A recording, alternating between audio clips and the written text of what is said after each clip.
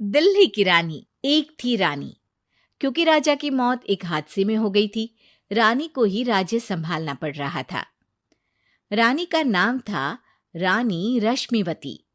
रानी ईमानदार थी और प्रजा की सेवा में लगी रहती थी। एक दिन उसके दरबार में 3 नौजवान आए, रमेश, सुरेश और दिनेश। कहो, क्या सहायता कर सकती हूँ मैं तुम्हारी? हम आपके दरबार में काम करना चाहते हैं ताकि जनता की सेवा कर सके। लेकिन अभी तो तुम्हारी उम्र बहुत छोटी है। तुम लोगों को तो अभी अपनी पढ़ाई पर ध्यान देना चाहिए। हमारा मन पढ़ाई में नहीं लगता। माता पिता को लगता है कि हम किसी के लायक नहीं है और हम साबित करना चाहते हैं कि हम लायक हैं। उत्साह बहुत अच्छा है, मगर अभी उम्र कच्ची है तुम लोगों की। अरे उम्र से क्या होता है रानी जी? शास्त्रों में लिखा है कभी किसी के ज्ञान को उसकी उम्र के आधार पर नहीं देखना चाहिए। बात तो सही है तुम्हारी। और अगर सच में तुम अगर ये संकल्प करके आए हो कि तुमको यहाँ काम करना है, तो पहले परीक्षा देनी पड़ेगी। 3 परीक्षा। एक शारीरिक परीक्षा, एक बुद्धि की परीक्षा और एक देशभक्ति की परीक्षा। और ये क्या है? वो मंत्री महोदय तुम्हें समझा देंगे। हमारे पास समय नहीं है। अगर तुम लोग तैयार हो तो बताओ। हाँ हाँ, हम तैयार है किसी भी परीक्षा के लिए। मैं भी तैयार हूँ कुछ भी कर गुजरने के लिए। तो ठीक है मंत्री जी, आप इन तीनों की परीक्षा कल से ही शुरू कर दीजिए। जो आ गया रानी साहिबा। अगले दिन से ही तीनों की परीक्षा शुरू हो जाती है। पहले शारीरिक परीक्षा, यानी किस में कितना है दम, ये देखेंगे हम। क्योंकि शरीर में दम होगा तभी तो प्रजा की सेवा में दम लगा पाओगे। हमें क्या करना होगा? वो पेड़ दिख रहा है, जो सबसे पहले चढ़ेगा उस पे दरबार में नौकरी पाने के अवसर उसी के बढ़ जाएंगे। मैं चढ़ता हूँ। अरे रुको रुको, गिनती गिनने दो। 1, 2, 3। 3 की गिनती के बाद रमेश और सुरेश भागकर पेड़ के पास गए, मगर दिनेश आराम से पेड़ के पास गया। जैसे ही रमेश और सुरेश आधे पेड़ तक चढ़ गए, दिनेश ने उन दोनों की टांग पकड़ के उन्हें नीचे गिरा दिया और खुद पेड़ पर चढ़ गया। दिनेश की जीत हुई।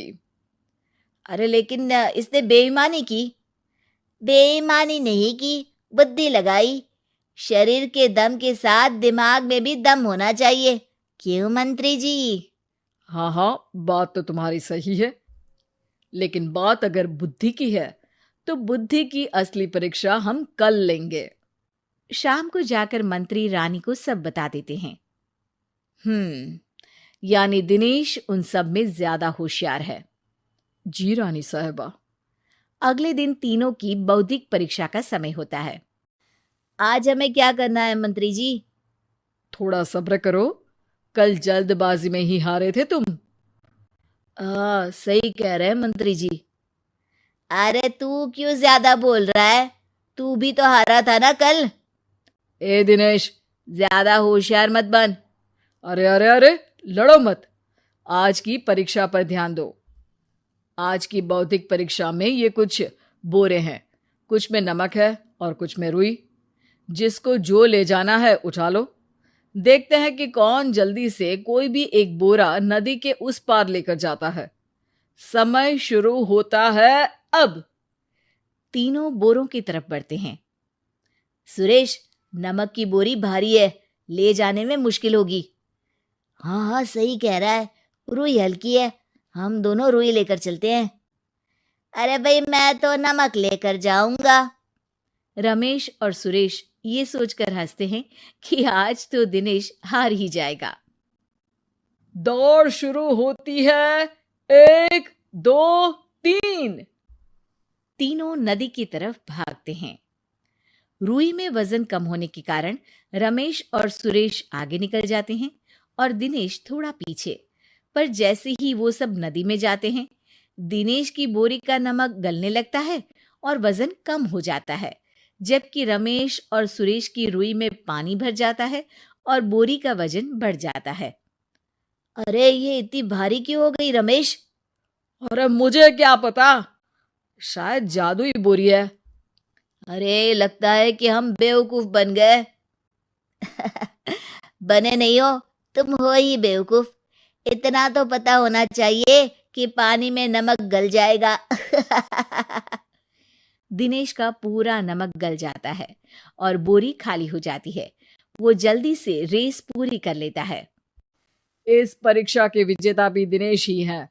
उसने दिमाग लगाकर दिखा दिया कि वो बौद्धिक परीक्षा में भी रमेश और सुरेश से आगे है।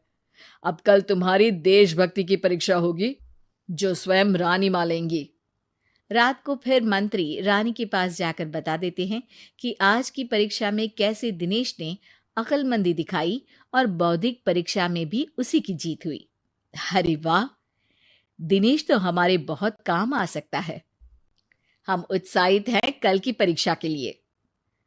वो तो ठीक है रानी साहिबा, लेकिन हमने सुना है कि पड़ोसी राज्य का राजा आकाशदीप हमारे राज्य की सीमा में घुसपैठ कर रहा है। ये तो चिंता की बात है। हमें जल्द ही कुछ करना चाहिए। अगले दिन रमेश, सुरेश और दिनेश अपनी आखिरी देशभक्ति की परीक्षा के लिए दरबार में आते हैं। प्रणाम रानी साहिबा। नमस्कार रानी जी। प्रणाम रानी माँ। हमने तुम्हारी परीक्षा पर गौर किया। दिनेश आगे हैं।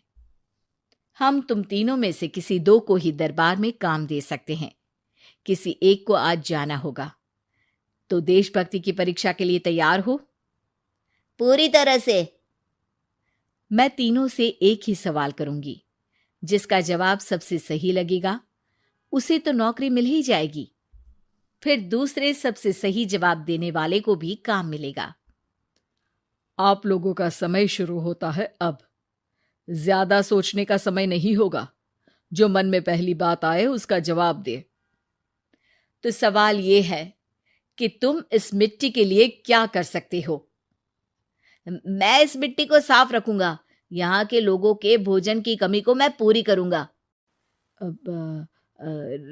मैं यहाँ के लोगों को गले लगा लगा के उनको खुशी दूंगा रानी माँ, और गरीबों के लिए घर बनवाऊंगा। मैं इस मिट्टी के लिए किसी की जान भी ले सकता हूँ रानी माँ। मंत्री, दिनेश को एक तलवार दो। जी रानी जी। दिनेश, पड़ोसी राज आकाशदीप की जान तुम्हारे हाथ में है। जाओ, अपना काम पूरा करो। आज रात को तुम उस पर हमला करोगे जब वो सो रहा होगा। दिनेश वहां से चला जाता है। रानी माँ, ये आपने क्या किया? अभी किया नहीं है मंत्री जी। आप आकाशदीप को संदेशा भिजवाओ कि पड़ोसी देश का एक कातिल रात को उन पे हमला करेगा और दिनेश को पकड़वा दो। अरे, ये आप क्या कह रही हैं? और क्यों कर रही हैं आप ऐसा?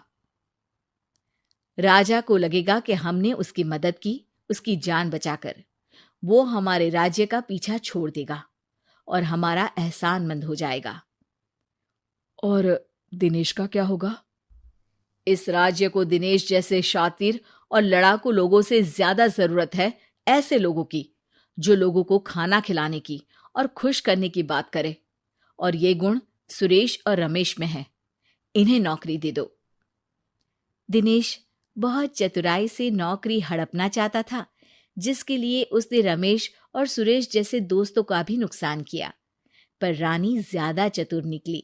उसने एक तीर से दो निशाने लगाए। दिनेश जैसे खूंखार युवक को राज्य से बाहर करवा दिया और पड़ोसी राजा आकाशदीप को अपना एहसानमंद कर लिया। पूरा दरबार रानी की जय जयकार कर रहा था।